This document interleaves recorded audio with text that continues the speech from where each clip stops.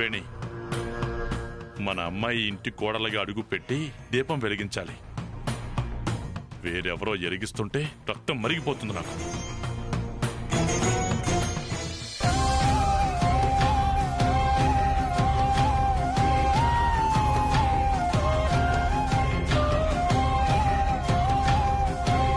స్వామి, నా ప్రేమ సంగతి కైలాష్ గారికి చెప్పకుండా దాచి పెళ్లి చేసుకున్నాను. దానివల్ల మా నాన్న పెంపకానికి చెడ్డ పేరు రాకుండా నువ్వే కాపాడాలి.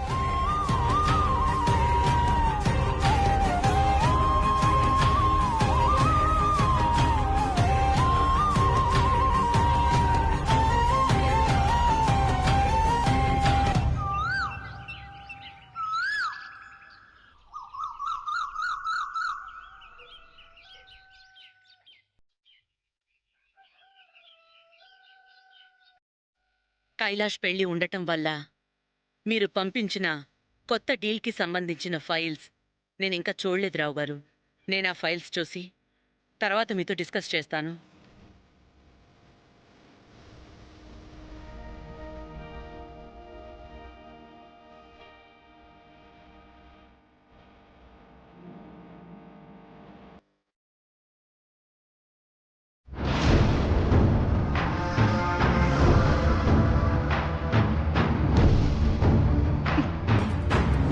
అలివేణి, నా తప్పుని మన్నించకపోయినా కూడా నా చెల్లెలు కరుణించి మేనలుడు పెళ్లిని కళ్ళారా చూసే వరమిచ్చింది.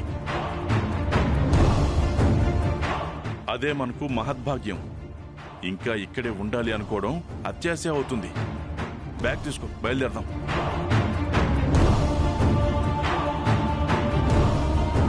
ఎక్కడికని వెళ్తామయ్యా?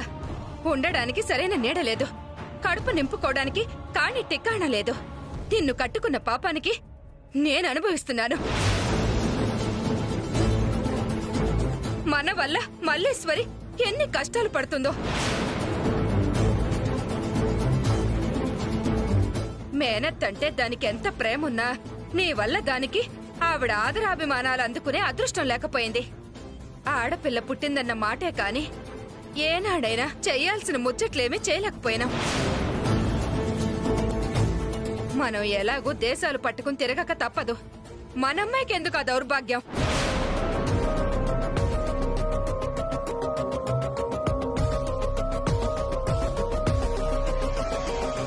అసలే ఈడొచ్చిన పిల్ల నా మాట విని వదిన గారిని బతిమలాడి పెళ్లి కుదిరేదాకా దాన్నిక్కడే ఉండనివ్వమని అడగవయ్యా. నోరు ముయ్యవే. నా చెల్లెలు నీడ తాకడానికి కూడా మనం సరిపోం. దైవ దర్శనం దొరికాక ప్రసాదం తిని వెళ్లిపోవాలి కాని ఆ గుళ్ళోనే ఉండిపోవాలనుకోవడం తప్పవుతుంది.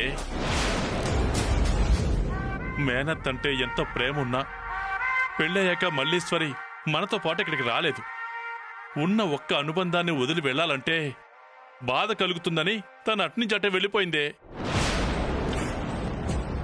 నిజమేనయ్యా, కాని ఒక్కసారి వదిన గారిని అడిగి చూడు. మల్లీశ్వర్ని కొన్నాళ్లు ఇక్కడే ఉంచడానికి మీ చెల్లెలు ఒప్పుకుంటే ఆ అమ్మాయి తెగ సంబరపడిపోతుందయ్యా.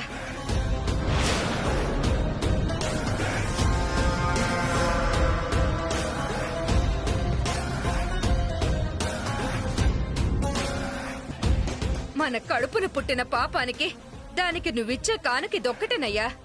వెళ్ళి అడిగి చూడవయ్యా. వెళ్దాం పద.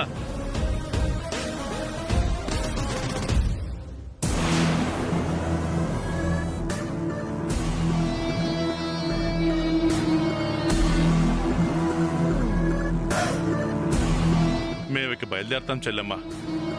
పెళ్లికి మమ్మల్ని ఉండనిచ్చినందుకు చాలా సంతోషం అమ్మా.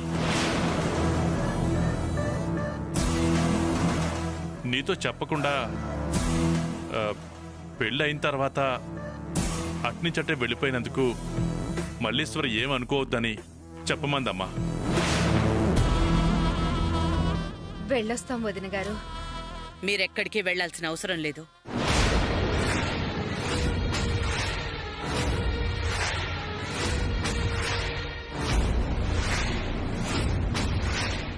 నువ్వు చేసిన తప్పుకి ఆడపిల్ల మల్లీశ్వరి ఎందుకు శిక్ష అనుభవించాలి? దాని పెళ్లి బాధ్యత నేను తీసుకుంటాను. అంతదాకా మీరిక్కడే ఉండొచ్చు.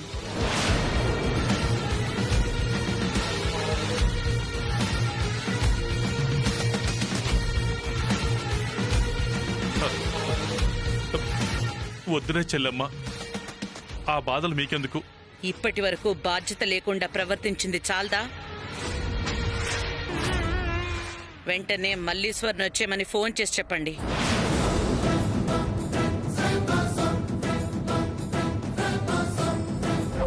మీరిద్దరూ బుద్ధిగా ఉండండి.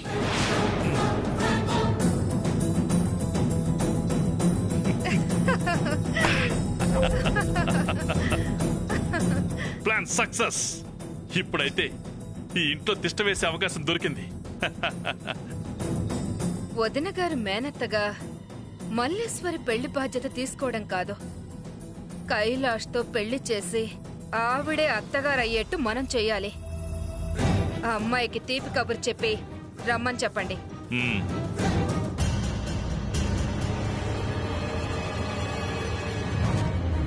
నా కూతురు పెళ్లి నేను కళ్ళారా చూస్తానో లేదో, అక్షింతలు వేసి దీవించే అదృష్టం నాకు దక్కుతుందో లేదో అని చాలా కంగారు పడ్డాను. నువ్వు నా మొర ఆలకించి నాకు ఆ భాగ్యాన్ని కలగజేశావు. ఈ అదృష్టం చాలు స్వామి. ఇక నేను తృప్తిగా పోయి ఏమండి?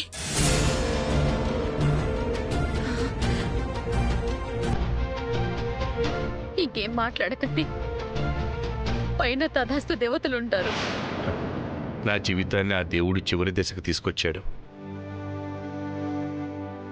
రాధిక పెళ్లి దగ్గర పడుతున్న కొద్దీ క్షీణిస్తున్న నా ఆరోగ్యం వల్ల కూతురు పెళ్లి కూడా చూస్తానో లేదోనని ఆవిధ పడుతున్న నాకు దగ్గరుండి రాధిక పెళ్లి చేసే వరాన్ని ఈ దేవుడు నాకు ప్రసాదించాడు.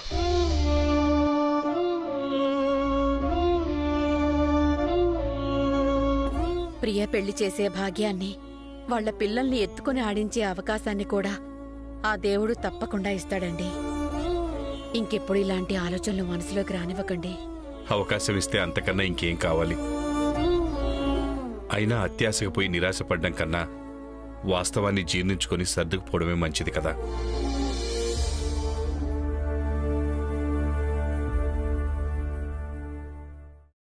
నాకున్న ఆందోళన ప్రియా పెళ్ళే. కాని ఇప్పుడు ఆ భయం కూడా నాకు లేదు. నేను అడగకుండానే రాధిక పెళ్లితో ఆ భగవంతుడు నాకు రెండో వరాన్ని కూడా ప్రసాదించాడు సుజాత. ఏంటండి అది? అల్లుడు రూపంలో నాకు కొడుకునిచ్చాడు. నా ఆరోగ్య పరిస్థితి తెలియకుండానే మీ కొడుకులా నేను బాధ్యత తీసుకుంటాను మావయ్య గారు అని కైలాష్ నాకు మాటిచ్చాడు. మాటిచ్చినట్టే బాధ్యత తీసుకుంటాడన్న నమ్మకం నాకుంది. నాకున్న భయం వల్ల నీ గురించే. నా గురించా? అవును సుజాత, మన పెళ్లిలో నీ చిటికెన వేలు పట్టుకొని అగ్నిహోత్రం చుట్టూ 7 అడుగులు వేస్తూ జీవితాంతో నీకు కష్టసుఖాల్లో తోడుంటాను అని నేను నీకు ప్రమాణం చేశాను. ఆ క్షణం నుంచి నీకు నేనే ప్రపంచం అయ్యాను. నన్ను కనిపెట్టుకుంటూ నువ్వు నాకు తోడు నీడవయ్యావు. నాలో సగభాగం అయ్యావు నువ్వు. నిన్ను నేను అర్ధాంతరంగా అనాథం చేసి వెళ్ళిపోతున్నాను. తండ్రిగా పాసైన నేను భర్తగా ఫెయిల్ అవుతున్నందుకు నన్ను క్షమించు సుజాత.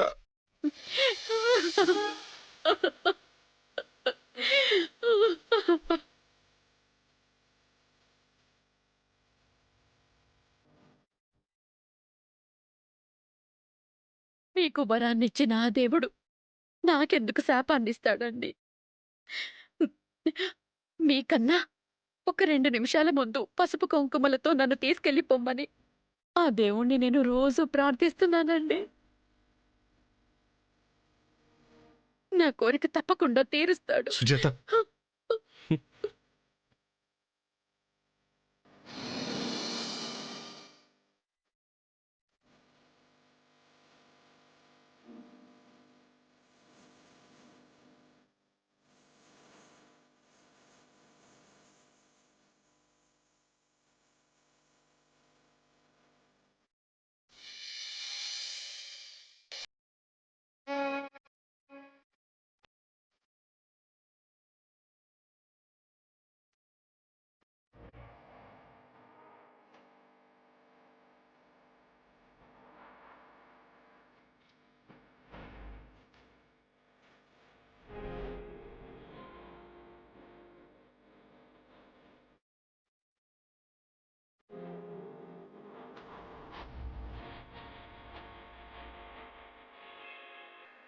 మన ప్రేమని ఈ ప్రపంచానికి తెలిసేలా చేస్తాను. I love you, Radhika!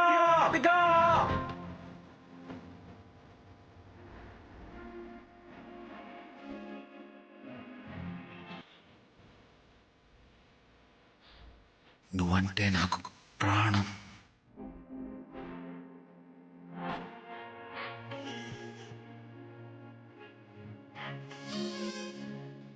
నీ ప్రతి మాటలో, నడవడికలో, వ్యక్తిత్వంలో, ముఖ్యంగా నన్ను ప్రేమించే విషయంలో మా అమ్మలా నా మనసుని తాకుతున్నావు. అందుకే మా అమ్మ ప్లేస్లోకి వస్తావా అని అడుగుతున్నాను.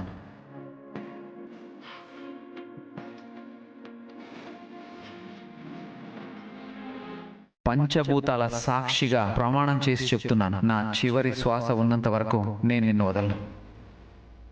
ఆయన మిమ్మల్ని చిన్నప్పుడు ఎలాగైతే అపురూపంగా గారాభంగా చూసుకున్నాడో మీరిప్పుడు ఆయన్ని అలాగే చూసుకోవాలి. తన సంతోషం మాత్రమే ఆయన ఆయుష్ని కొంచెమైనా పెంచుతుంది. అది మీ చేతుల్లోనే ఉంది.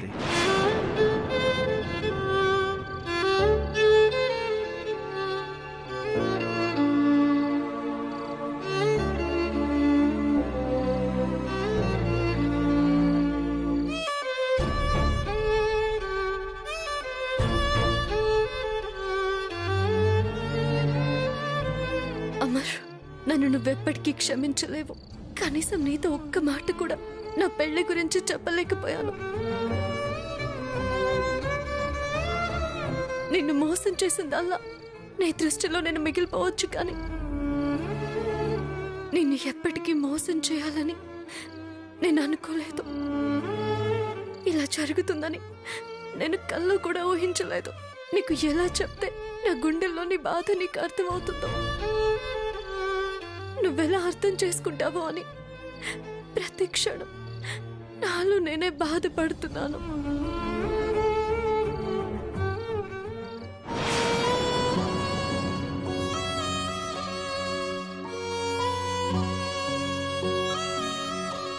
నువ్వు నా మీద చూపించిన ప్రేమని ఎప్పటికీ మర్చిపోలేను. నీ ప్రేమలో నేను ఓడిపోయాను అమర్, ఓడిపోయాను. మా నాన్న మాట కాదనలేక నీ ప్రేమ ముందు నేను ఓడిపోయాను.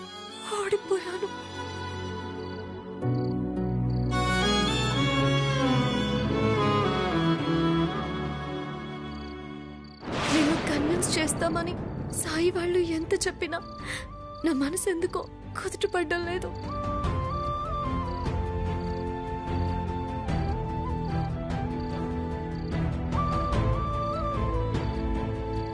నాకు నేనుగా నీతో మాట్లాడి నీకు నచ్చ చెప్తేనే కానీ నా గుండెల్లోని భారం తీరిపోదు.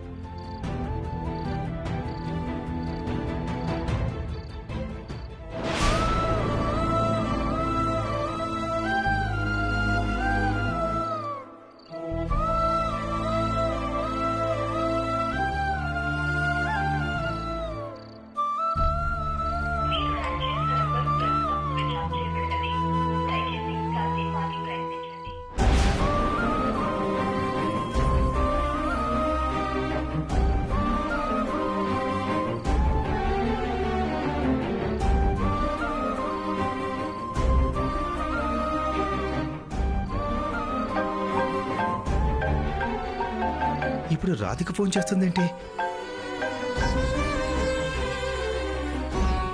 చెప్పు రాధిక.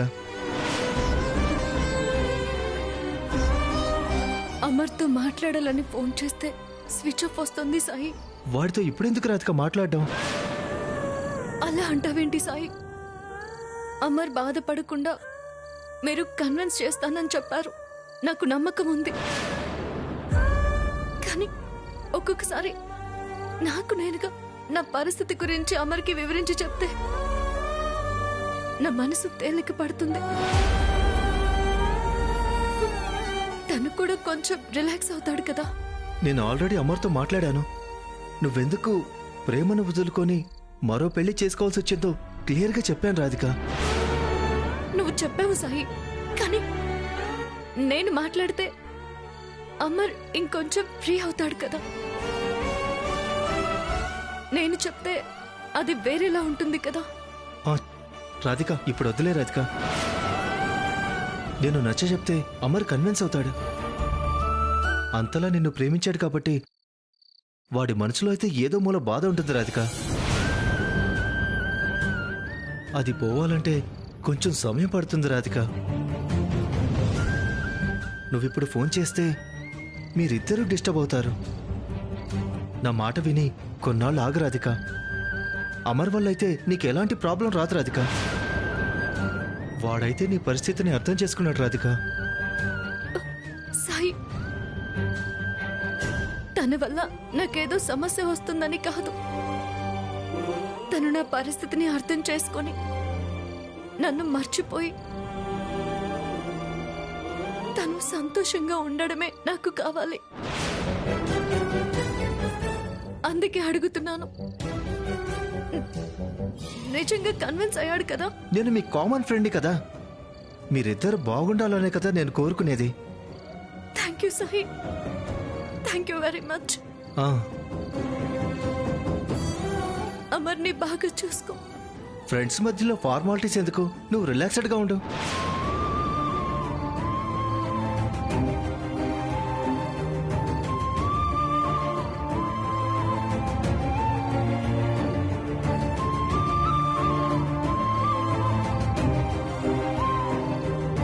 అమర్ బాగుంటే చాలు.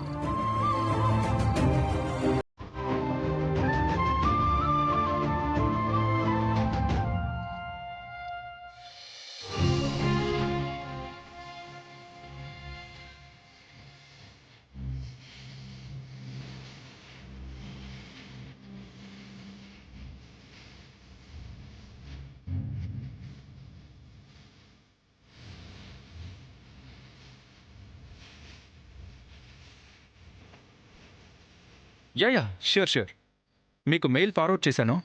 ఆ ఫార్మాలిటీస్ అన్ని ఫినిష్ చేసి సోమవారం కొంచెం మంచి రోజులా ఉంది, వర్క్ స్టార్ట్ చేసేయండి. యా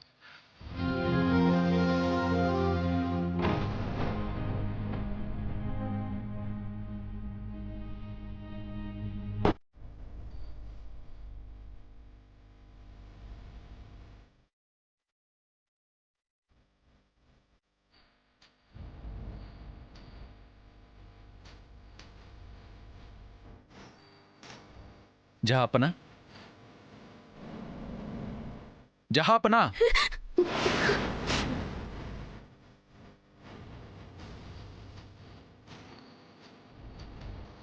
చలాకీగా ఉండే అమ్మాయి కళ్ళల్లో కన్నీళ్ళు వస్తున్నాయి అంటే చాలా బాధపడే విషయమే అయి ఉంటుంది.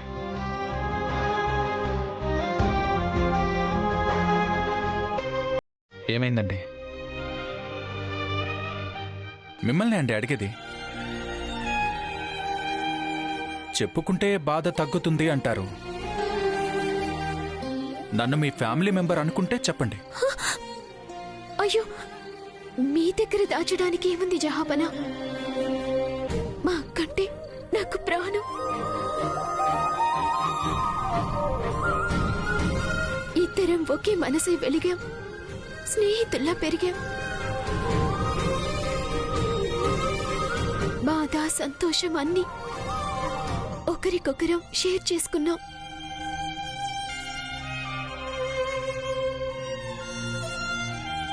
మా అక్క ఇకపై ఇక్కడే ఉండిపోతుంది అంటే నేను ఒంటరిదాన్నయ్యానన్న ఫీలింగ్ కలుగుతోంది.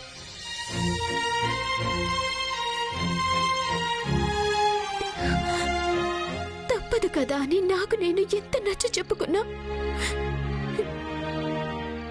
నా మనసు ఎందుకు నా మాట వినడం లేదు.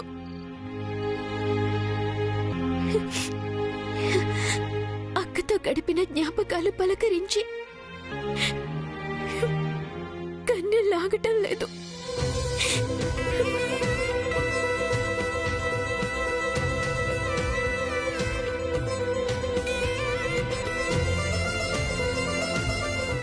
కలిసి పెరిగిన బంధానికి దూరంగా ఉంటే బాధపడాలి, కానీ ఎప్పట్లాగే కలిసుంటే కన్నీళ్లతో పని లేదుగా.